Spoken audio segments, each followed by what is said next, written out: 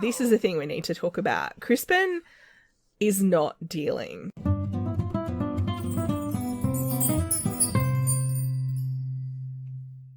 Hi, this is Cass from Aussie Cass Plays, and welcome to part 9 of my Medieval Legacy Challenge Merchant Generation. It's quite the mouthful, I have to say. As you can see, we've got a few Sims who are feeling a little bit sad. Well, only one of them's awake, but after the last part, went round the world. I had to age up more Sims because the disadvantage of having babies become toddlers instantly is all of the kids whose ages I've pegged against the ages of my kids have to age up as well. And I went through some of the kind of, I'll call them NPCs, some of the other households.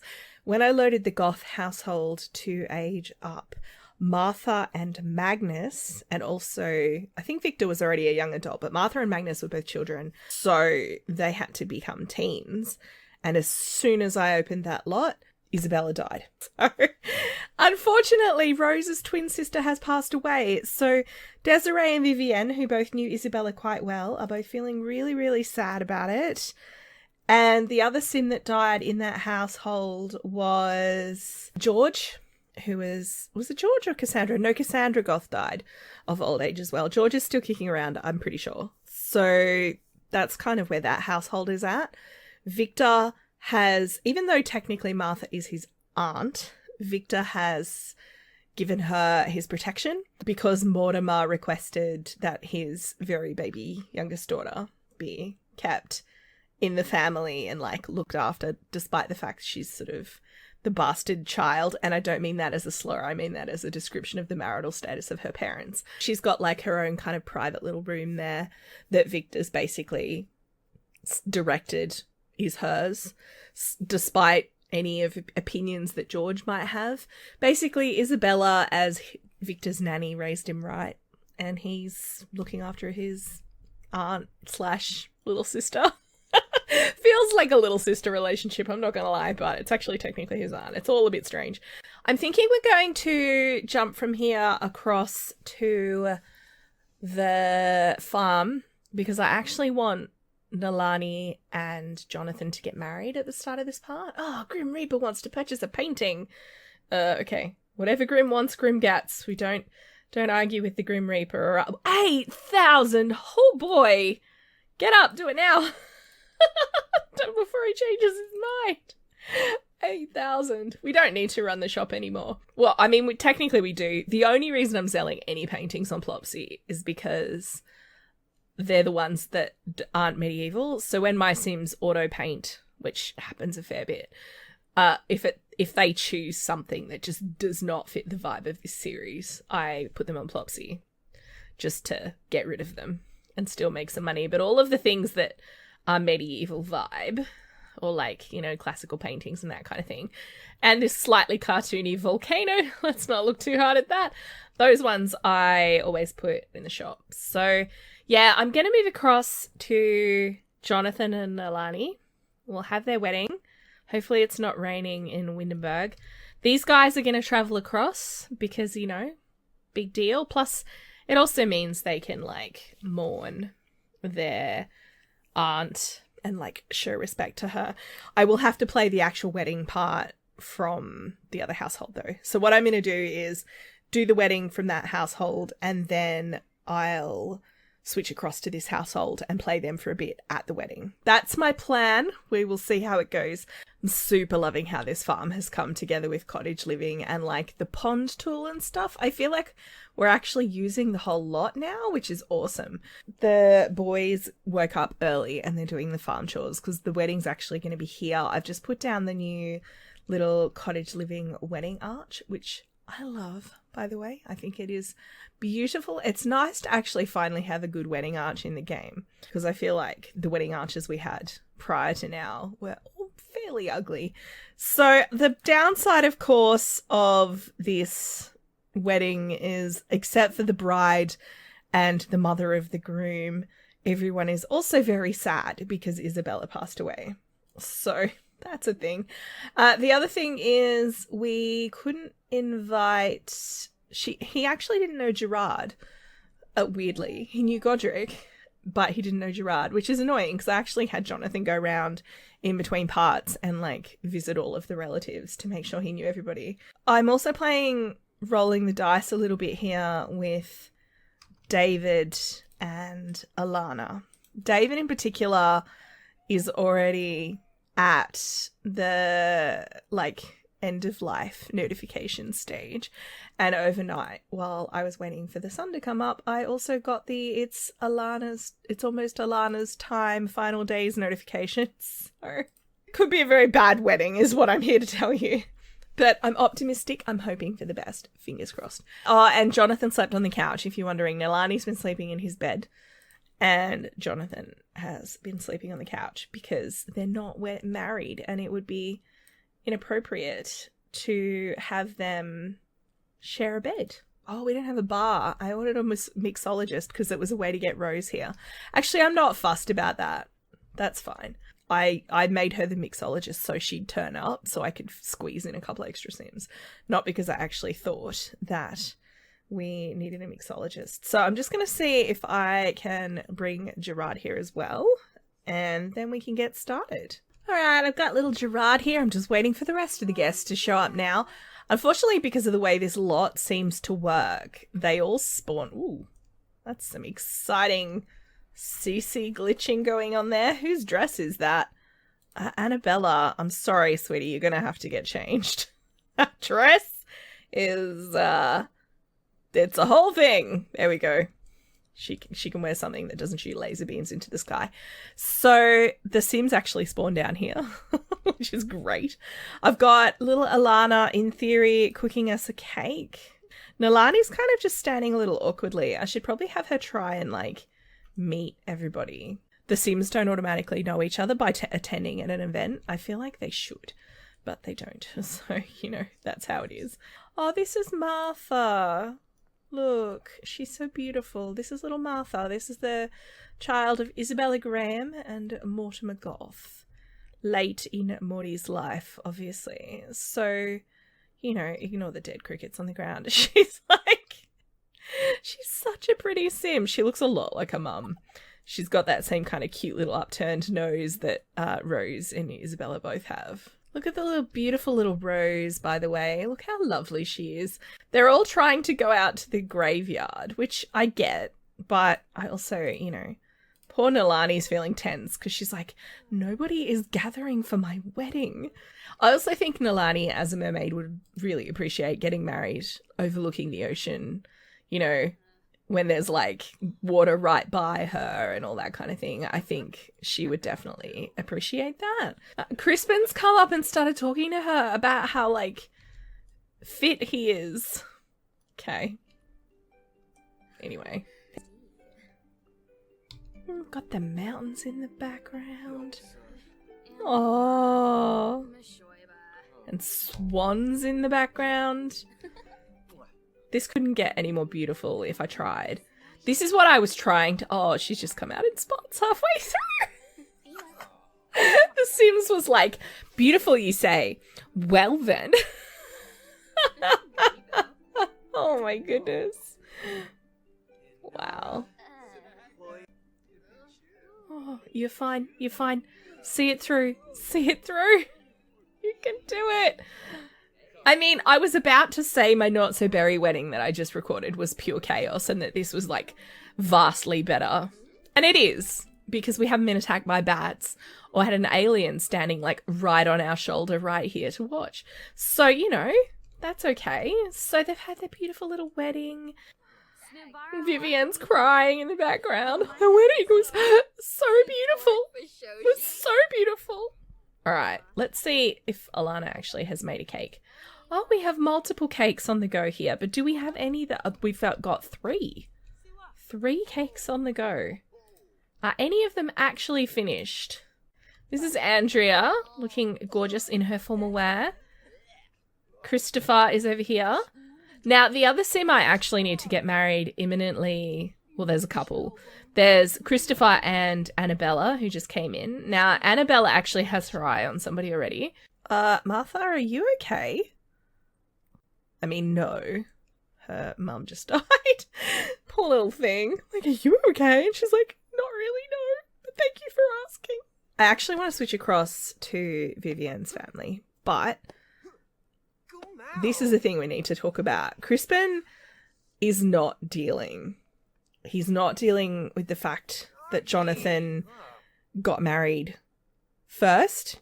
He's not dealing with the fact that Jonathan married Nalani, who is a very attractive woman, and that because Jonathan is older than him, Jonathan got the marriage arranged with the pretty girl and gets the farm, and Crispin doesn't get any of that. So I think Crispin, is actually going to go and talk to his father. It's like, Dad, look, I don't think I can stay here anymore. Every time I look at his face, I just get so mad. And I think I'm in the way, and I think they're going to need my bedroom for kids soon anyway. And I can't handle it, Dad. I'm going to have David, he's going to try and cheer him up and then maybe give him some advice. I feel like I should be able to give some kind of advice. Well, express admiration for Crispin. Oh, he's so sad. I think he's sad that Isabella died, but I don't think that's all. So we're going to discuss his sad mood. Rose is sticking her nose in and she's like, look, Crispin, it's okay to set out from the family home. And I grew up here and I left the house. You know, Isabella and I moved out together. God rest her soul. And I think, we forged our own path as younger siblings. I mean, David here is, despite the fact he hasn't gone quite as grey as her, David here, he was the oldest, he inherited the farm, and that was okay. And Crispin's like, yeah, okay, Auntie Rose. So, yeah, David's saying to Crispin, look, if you want to leave, we can give you a little bit of money to get you started somewhere else. And, it won't be the whole farm and it won't be the pretty bride, but you can find your own pretty bride. Honestly, Jonathan needed all the help he could get. And I think Crispin's like, yeah, well, that part is true. So he's feeling a bit energized now at the idea of leaving. I think he's very excited by that. So, why are you not in your beautiful wedding dress anymore, lady? What happened? Oh, deeply in love. Nalani and Jonathan are deeply in love. That is so cute. All right. She doesn't actually know any of my Sims. So, well, she knows some of my Sims, obviously. They're all my Sims. I do need to have Jonathan actually track down the girl he was courting for a bit and break it off with her. But, he's married now. She can deal. All right, I'm going to switch across to Vivienne's household and we'll play out the rest of the wedding with them. So many sad Sims pretending to be happy right now. So Vivienne went out to the graveyard to say goodbye to her auntie Isabella, and Joseph has kind of intercepted her on the way back, and he's talking to her about how beautiful she looks and how, this reminds him of their wedding day. Basically, he's trying to kind of cheer her up. So I did actually tell him to console her about death as well, but they don't appear to be doing that part. He's basically trying to cheer her up. He's like, I will always be here for you and I love you and I'm so proud of you and everything we've done together.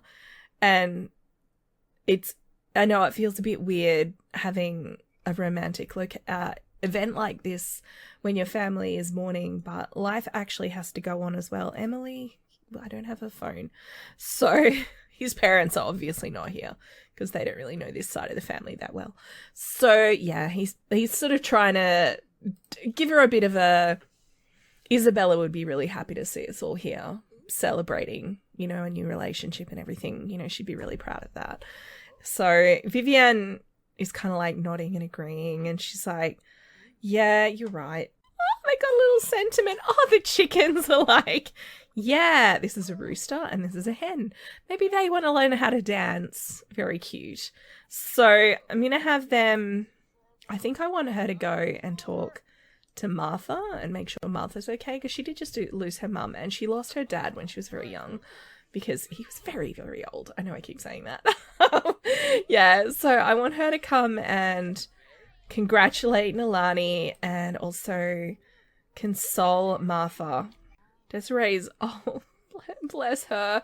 She's gone to hide in a bedroom and just sit there sadly. It's like, I can't believe Auntie Isabella is gone. I wonder how much of this is her actually, in the same way that I think Crispin is feeling really sad about not being married and possibly not being married to Nalani because she is very beautiful. I think maybe Desiree's thinking also that she, you know, maybe it would be nice to have someone. It's a bit weird that Colton came in and then just teleported away. The game is struggling with this many Sims on the lot, it is fair to say. I'm really sorry for your loss, Martha. You know, of everybody here, I think you've lost the most. Martha didn't take that very well, honestly. She looks really quite impatient about it. I wonder if Martha's feeling a bit like she's slumming it. She has grown up in a noble household, and she's not a lady herself in that she doesn't have a noble title, but she's being treated like one, I guess. I wonder if she's like, why am I here? All right, I'm actually going to leave this hot mess because I need to get little Godric, fed. No, Genevieve's going through a rebellious phase. Is that why you're up at 2 a.m? Go back to bed, girly. So I've got, these two actually went to sleep like good boys. That little bear belongs to Godric, so I'll put her back in his inventory. I've got Desiree. She's taken a potion of plentiful needs, and I've actually got her working on her magic because I want her to get... That one lets you summon the dead. I think it's actually a spell, like an untamed potion. De-deathify lets you call someone back from the dead. She's got most of the untamed magic. Oh, duplicado. That's a thing that could happen. So I think it's... Is it prompt resurrection? No, immortality.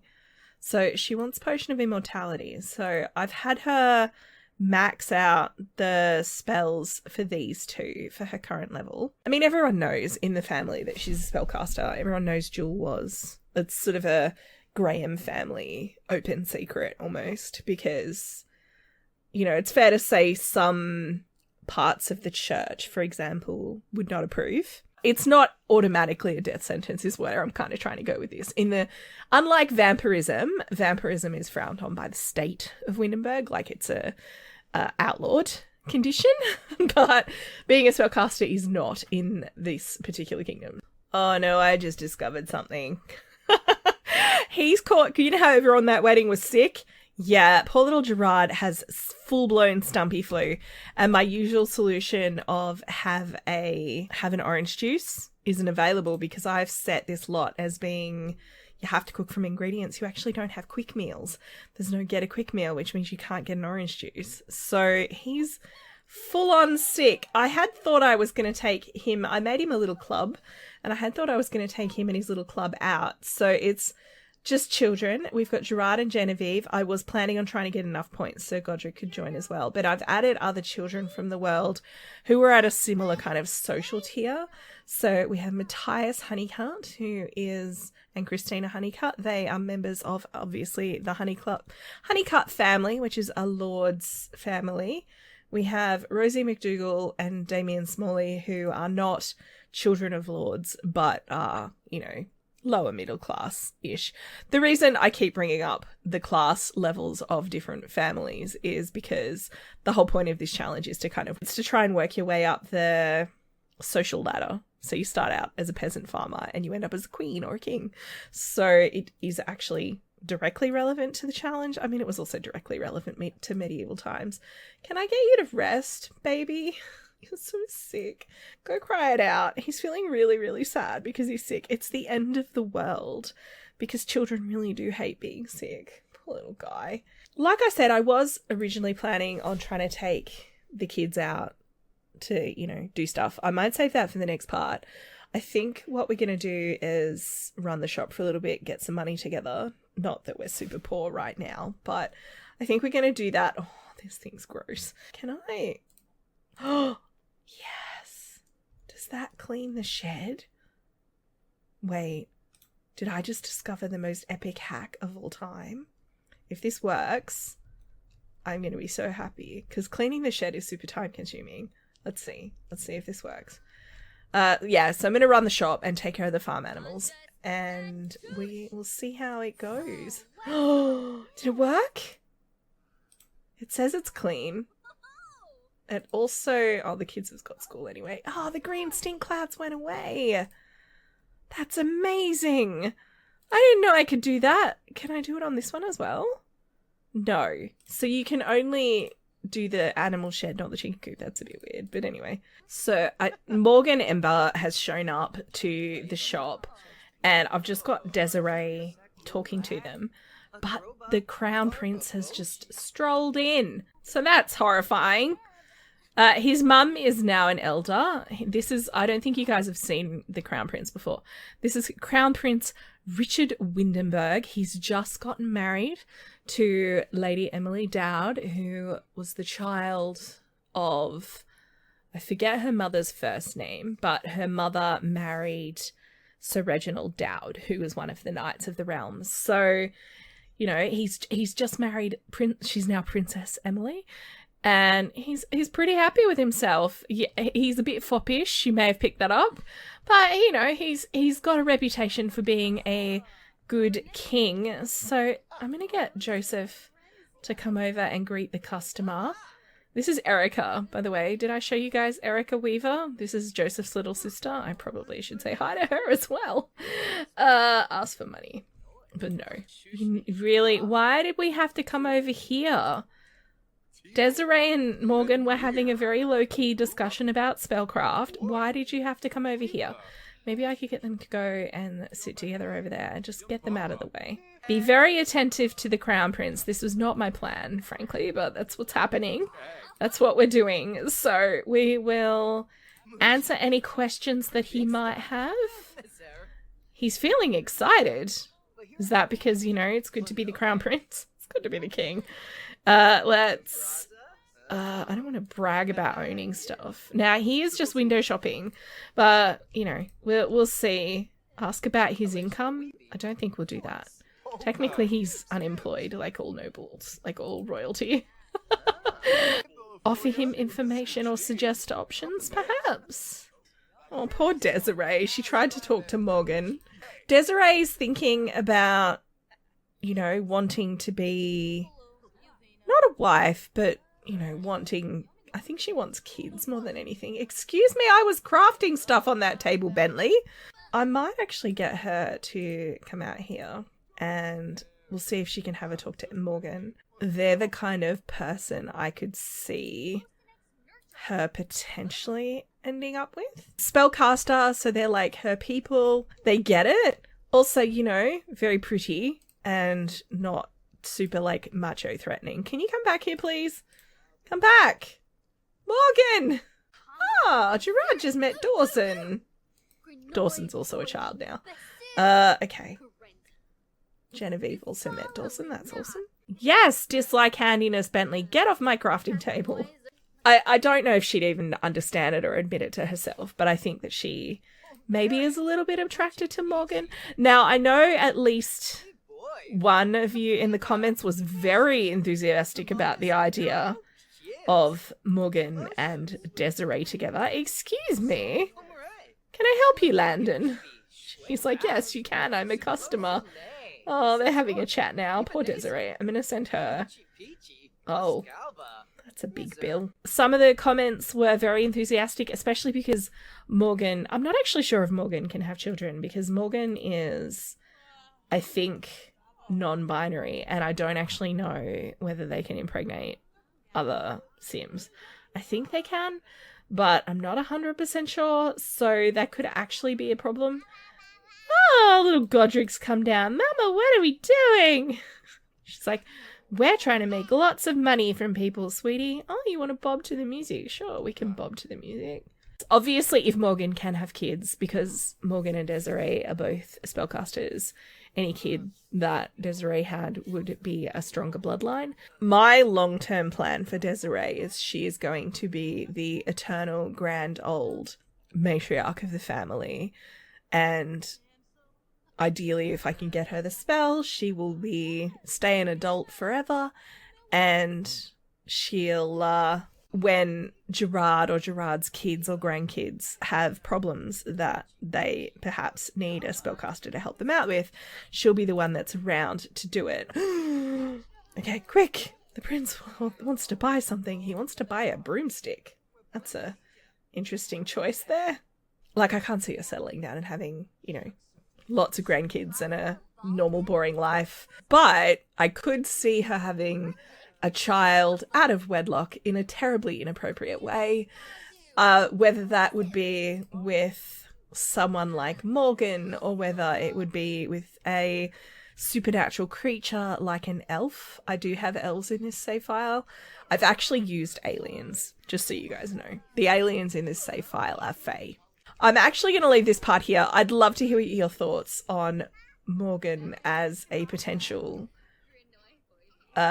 love match for Desiree, or whether we should hold out for an elf prince. I'm going to wrap this one up here. If you have enjoyed, please like and subscribe. You know the drill.